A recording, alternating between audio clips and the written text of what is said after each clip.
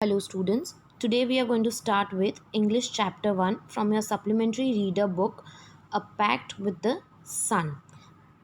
And the name of the first chapter is A Tale of Two Birds. In this chapter, we are going to learn about a mother bird and her two young ones, where unfortunately the mother bird was killed in a storm and young birds are separated from each other. And now we're going to see how each one find their different homes for themselves. Let's begin with the chapter. There once lived a bird and her two newborn babies in the forest. So here they're talking about one mother bird and her two babies living in a forest in a nest. They had a nest in a tall shady tree, and there the mother took care of her little ones day and night. Okay, so here it's like they had a nest in a tall shady tree, means the tree was tall and it had a lot of leaves over it, so it could give them proper shade. And the mother bird took good care of her little ones day and night, like how your mother takes care of you when you are young. Similarly, even the mother bird took care of the babies. One day there came a big storm. As you can see in the picture below, there when a storm comes, everything gets blown away. So in a forest there came a big storm. A big heavy branch hit the nest and killed the birds. Okay, so with the storm everything was flying away, and here this big branch just hit the nest and killed the bird. But the two baby birds fell on the other side of the forest. It just killed the mother bird, and the two other babies were at the side of, were thrown away to the other side of the forest. One of them came down near a cave where a gang of robbers live. Okay, so one was thrown towards the side of a forest where a gang of robbers lived. The other landed outside a rishi's ashram a little distance away, and the other one was landed outside a matlab when it was thrown away, it went and fell outside a rishi's ashram, which was a little distance away from that robbers gang. So after the branch hit the nest, the mother bird died, and the two young ones, one of them fell towards the gang of robbers where they live near the cave, and the other one landed outside a rishi's ashram. Days passed and the baby birds became big birds. As we all know, small babies also grow into big human beings. Similarly, even these birds grew and became big birds. One day, the king of the country came to the forest to hunt. Now, here, the king of the country came to the forest. Usually kings have this hobbies of hunting, so this king came to the forest. He saw a deer and rode after it. Here, rode after it means he tried to chase that deer. He was on a horse and he started riding after it. It ran deep into the forest, followed by the king. So these animals, when they are scared, they will run deep into the forest. No, they don't know where they are going, but they will just try to escape. So this deer was running very fast, and then even the king didn't realize where he was going, following him behind. So then they were stuck in the deep forest. Soon the king lost his way and didn't know where he was. He was simply following that deer, so definitely he will know. He was not living in the forest that he will know all the ways, so he got stranded over there. Stranded means stuck. He rode on for a long time till he came to the other side of the forest. He didn't know, but he had to find out some way, no, because nobody is going to come to him, like, because nobody knows where he is.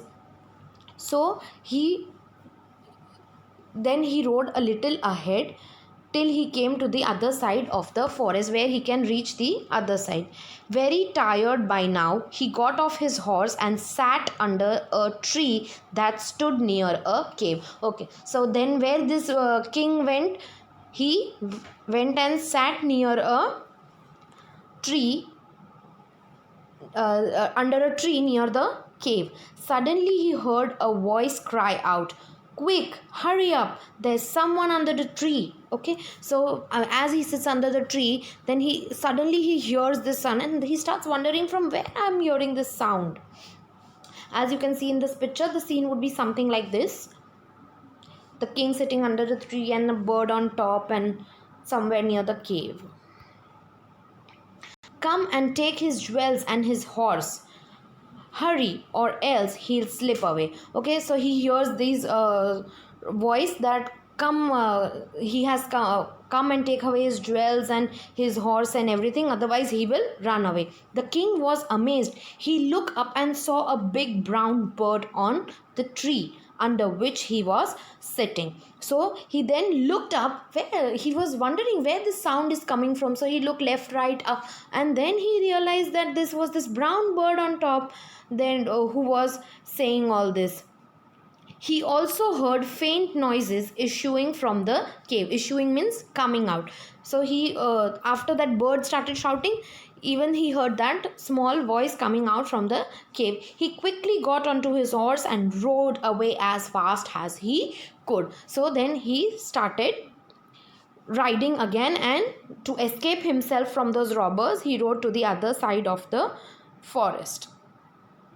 Soon he came to a clearing which looked like a ashram. Then he saw that how is the forest scene, all trees all around, and no house or nothing like that as we live in. So then suddenly he sees that there's a clearing, means that he can see a part of land, and then a rishi's ashram.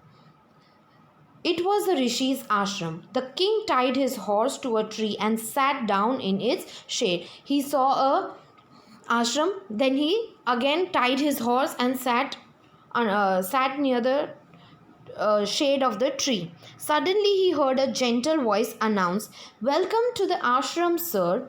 Please go inside and rest." So then suddenly he hears a similar kind of a voice which says, "Welcome to the ashram, sir. Please go inside and rest. The rishi will be back soon." And then also he hears that the rishi will be coming soon. "There's some cold water in the pot. Please make yourself comfortable." And then suddenly this offering starts coming from this voice, that there's some cold water in the pot. Please make yourself comfortable. Or here means that have some water and be comfortable, sit comfortably. Like how when we have some guests over at our place, we will try to make them feel comfortable. Or like we have a new friend in class, then we would try to make that friend feel comfortable.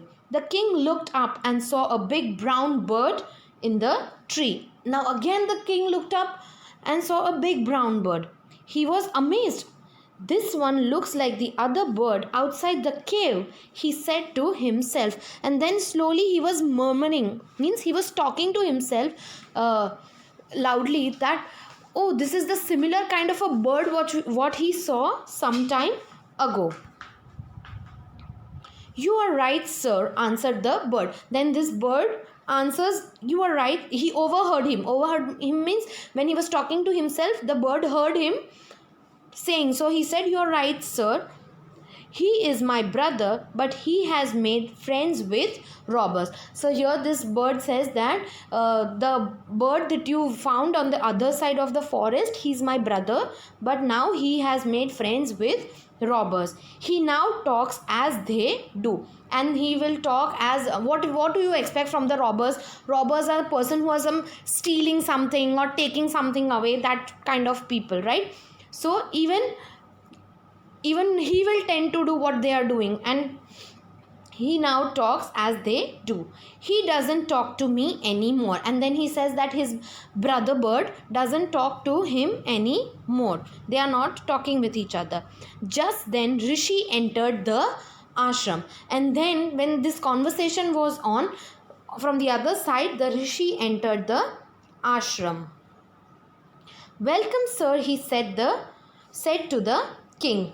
"Please come inside and make yourself at home." Again, the rishi also says something that welcomes him and asks him to be comfortable. "You look tired." He also, because he had come from all of this trouble, so he was looking a little tired. "Rest for a while." Then he asks him to rest. "Then you can share my food." Then he also offers him some food. The king told the rishi the story of the two birds and how each had behaved so differently, though they looked alike. And now the king talks with the rishi and tells him how about his experience with the two birds, like how one bird was such a good bird and the other one was cunning. "The forest is full of surprises," he said. And then the king makes a statement to the rishi that the forest is so surprising, like one is so kind and one is so bully.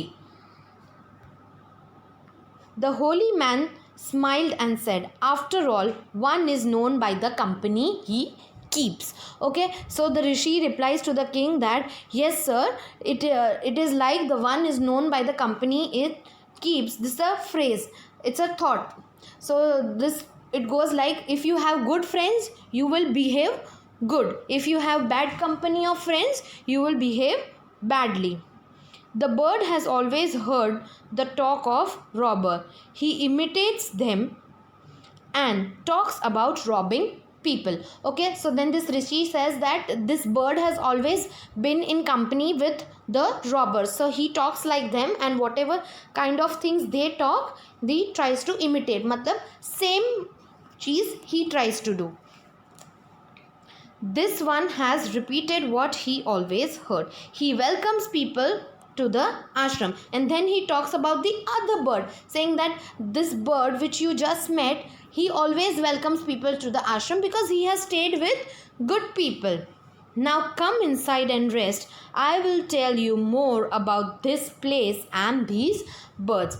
So now this rishi calls the king to the ashram and says that, "Now come inside in the ashram. I will tell you more stories about this forest." And then they go to the ashram and talk. I hope you have understood.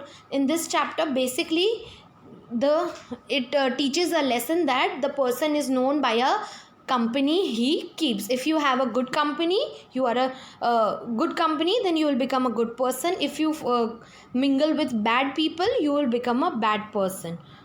Thank you.